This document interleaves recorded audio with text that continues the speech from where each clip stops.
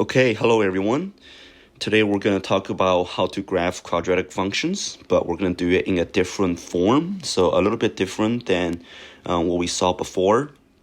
Now, this handout is posted on my calendar, so you can do one of two things. You can either, if you have a printer at home, you can print this out from my calendar and then take notes from there, or you can just do so in your notebook, but please do one of those two things.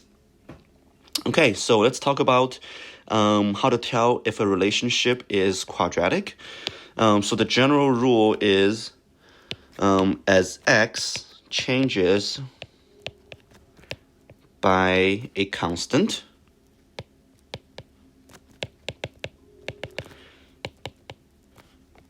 the second difference in y is constant, and in parentheses I'm gonna say but not first difference.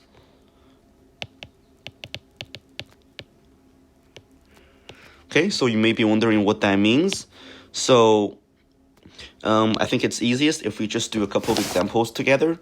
So let's see, as x changes by a constant, the second difference in y is constant. So let's take a look. So with the first one, we have 2, 3, 4, 5, 6. So the change in x is constant. And then let's look at how the y's are changing. So let's look at the first difference. So here I'm going plus 5 from 1 to 6, and then plus 7, plus 9, plus 11, right? So if you notice, the first difference here is not constant. Okay, so now what we're going to do is we're going to look at the second difference. Okay, so from 5 to 7, I'm going plus 2. From 7 to 9, I'm going plus 2. From 9 to 11, I'm going plus 2. So then let's kind of look back at our rule, right? So as x changes by a constant, and here they are, the second difference in y is constant, but not the first difference. So here the second difference is constant, but the first difference is not, which means this first relationship, yes, it's a quadratic relationship. Okay, so let's go ahead and look at a few more. Here for the second one, our x is still constant. I'm changing by minus 1 every single time. And then let's look at what's happening with my y's. So first it's minus 2, minus 6, minus 10, minus 14. Okay, so the first difference is not constant, okay, which is what we want. And then let's once again look at what happens with the second difference. So here I'm going down 4, negative 2 to negative 6. Down 4 here, negative 6 to negative 10, and down 4 again. So again, the second difference is constant, but the first difference is not. So this one, yes, quadratic as well.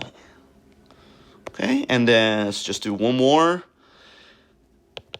X minus 2, always constant. I'm going plus 8 here for y, plus 8, plus 8, plus 8. So now if you notice, the first difference in y is already constant. Okay, but so let me just write that down. It's already constant. Okay, which means here it is not quadratic, right? Because in order for it to be quadratic, we want the first difference to be not constant, but the second difference to be constant. Okay, so this one is quadratic, and that one's not quadratic. Okay, so that's pretty much it with that. So now let's go ahead and look at our new form for graphing quadratic functions, and it's what's called the intercept form. So it is written in y is equal to a times x minus p, x minus q. And remember, last week we talked about vertex form. Let me just kind of remind everyone what that was. So vertex form was something like this, where you have y is equal to a times x minus h squared plus k. So it looked like this. Oops. A times x minus h squared. So it looked like this. But now we're going to see how we can graph parabolas when it's written in what's called intercept form. Okay, so before we get to graphing, let's just go ahead and practice finding or kind of review how to find the x-intercept. Okay, so remember, if we're given a function here, and if I want to find the x-intercept, we want to set y equal to 0. Okay, so let's go ahead and do that. So I have 0 is equal to 2 times x plus 4 times x plus 8. Now, this is something we know how to solve, right? We did this last unit with the zero product property. So what we're going to do is we're going to set x plus 4 equals 0 or x plus 8 equals 0, right? We have these two separate equations, and then, of course, solve for x, subtract 4 on both sides here, subtract 8 on both sides here. So that our x-intercepts are negative 4, 0. Let's write these as points. And negative 8, 0. Okay, so what you notice is the reason why it's called intercept form, again, back up here, is it gives us the x-intercepts, right? We can just set y equal to 0. And then using the zero product property, we get our x-intercepts. And it turns out we can also find the axis of symmetry, right? Remember, that's the line that divides our parabola in half. We can also find the axis of symmetry by simply, let me write this down. So we can do that by finding the average of the x-intercepts. Okay, so here's what I mean by the average. So let's take a look. Let's use this example right here. So over here, our x-intercepts are negative 4 and negative 8.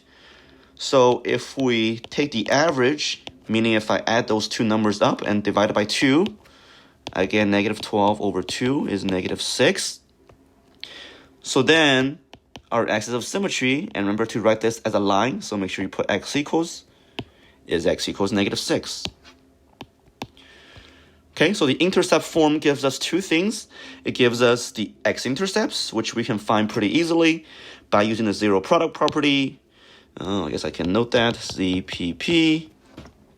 And then once we have those, it also gives us the axis of symmetry, which we find by taking the average of the two x-intercepts.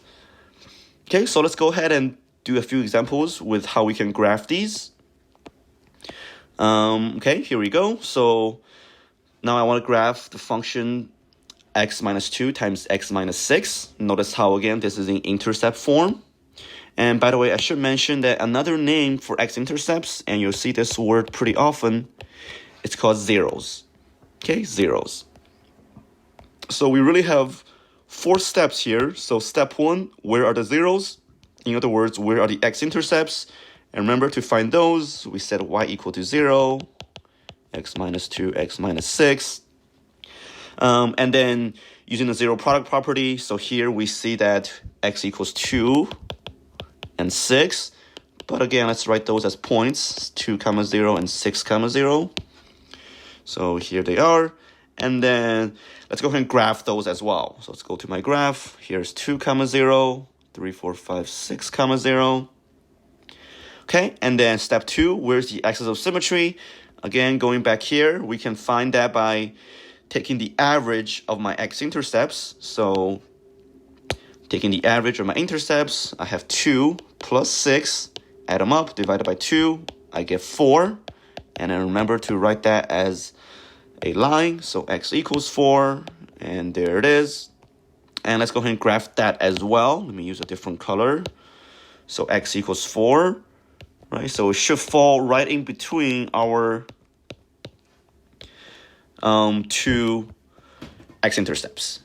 Okay, so let's see. Step 3, what is the x-coordinate of the vertex? Right, so remember, vertex is an ordered pair, so it has an x and a y. But since we know that x is 4, x equals 4 for the axis of symmetry, we can just kind of put that right in there, right? Those are related. So there's our x-coordinate. But then how do we find the y-coordinate? Well, remember, we are given the equation up here, y equals x minus 2 times x minus 6. So what we can do is we can simply plug in 4 into our equation that we're given, right? So instead of x, I'm putting in 4. So let's go ahead and evaluate this. 4 minus 2 is 2. 4 minus 6 is negative 2. So this is negative 4. So then our y value will be negative 4. So here it is. Here's our vertex. Here's our y value. And then let's go ahead and graph that as well. So 4 comma negative 4. So here's 4. 1, 2, 3, 4. That's right down here. And then the last step, use the patterns that we know to plot additional points. So every time you graph, you want to have at least 5 points. But the pattern that we know is, right, from the vertex. And here, if we go back to our equation, go back up here, there's no coefficient in front, right? It's a 1 in front. So then our normal pattern of points, and also it's going to be opening up because there's no negative. Our normal pattern of points will be going up 1, up 3, and up 5 from the vertex, right? So again, here's my vertex. I'm going to go up 1, which is going to be here and here. Up 3, I already have those from the x-intercepts. And then up 5, so be about here and here. And there it is. Okay, so now I can graph, use the same color. I can graph my parabola. Here we go. And here we go. Okay, so again, the 4 steps. Find my x-intercepts, my zeros, and then using those to find my axis of symmetry, which will give us the vertex, or the x-coordinate of the vertex, and then we can plug it in to the equation to find the y value. And then finally, step 4 is the same as before. We can use the pattern that we know, up 1, up 3, up 5, to find additional points. Okay, so let's just do a few more examples for practice. So now, keep in mind that we have a 2 in front, so we still have it intercept form, but now we have a 2 in front, so that will come into play when we do the graphing. Okay, so step 1, find the zeros. Again, we can set this whole equation equal to 0. And then we'll see that we have 3 comma 0 and negative 1 comma 0, right? If we set this equal to 0 and then using the zero product property. Okay, so there's step 1, step 2, where is the axis of symmetry? Well, again, we want to take the average of my 2 zeros, so x equals, and then let's add up our 2 x-intercepts, negative 1 and 3, add them up, divided by 2, I get 1. So x equals 1, there it is. And then find the vertex. Again, the x value will be the same as my axis of symmetry, which is 1. But then for the y value, we can use our equation again. So here will be y is equal to 2 times x minus 3 times x plus 1. But in this case, my x is 1, 1, and 1. Okay, so if I evaluate that, that's 2 times negative 2 times positive 2. That should be negative 8. Okay, so let's go ahead and graph everything we just found. X-intercepts is 3 comma 0, negative 1 comma 0.